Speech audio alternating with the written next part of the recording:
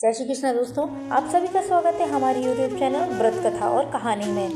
मैं आज आपके सामने भाद्रपद महीने के शुक्ल पक्ष की तीज को मनाई जाने वाली हरतालिका तीज व्रत की कथा लेकर आई हूँ। इस दिन भगवान शिव और माँ पार्वती जी की पूजा अर्चना की जाती है और महिलाओं को इस व्रत से अखंड सौभाग्य का वरदान प्राप्त होता है। यह व्रत कुंवारी कन्याएं भी अच्छे वर की प्राप्ति के लिए रखती हैं। चलिए सुनते हैं हरतालिका तीज व्रत की कथा को। कथा के अनुसार माता पार्वती ने भगवान शिव के लिए कठोर तपस्या की थी। माता पार्वती भगवान को अटूट प्रेम करती थी। माता पार्वती जी अपने कई जन्मों से भगवान शिव को पति के रूप में पाना चाहती थी। इसके लिए उन्होंने हिमालय पर्वत के गंगा तट पर बचपन से ही कठोर तपस्या शुरू कर दी थी। माता पार्वती जी ने इस तप में अन्न जल सब कुछ त्याग दिया था। वे मात्र सूखे पत्ते चबाया करती थी। माता पार्वती जी की ऐसी हालत को देख के उनके माता पिता बहुत दुखी हुआ करते थे। एक दिन देवऋषि नारद भगवान विष्णु की तरफ से पार्वती जी के विवाह के लिए प्रस्ताव लेकर उनके पिताजी के पास गए।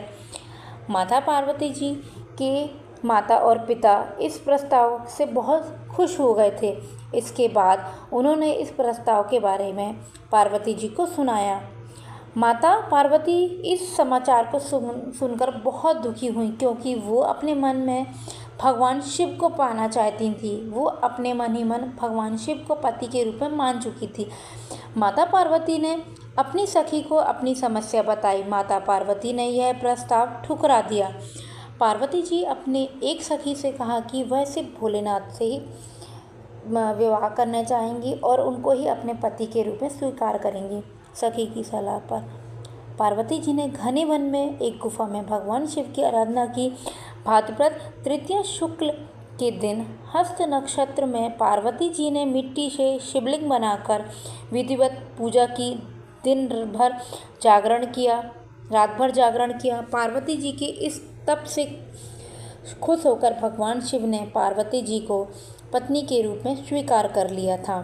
कहा जाता है कि जिस कठोर तपस्या से माता पार्वती ने भगवान शिव को पाया, उसी तरह इस व्रत को करने वाली सभी महिलाओं के सुहाग की लंबी उम्र हो, उनका वैवाहिक जीवन खुशहाल रहे। माना जाता है कि इस व्रत को पूरे विधि विधान और श्रद्धापूर्वक जो महिलाएं करती हैं, उन्हें इच्छा अनुसार वर की प्राप्ति होती है। हरतालिका तीज पर गौरा और शिव से अखंड सुहाग की कामना करना चाहिए और बोलना चाहिए कि भगवान हमारे अजर अमर सुहाग देना।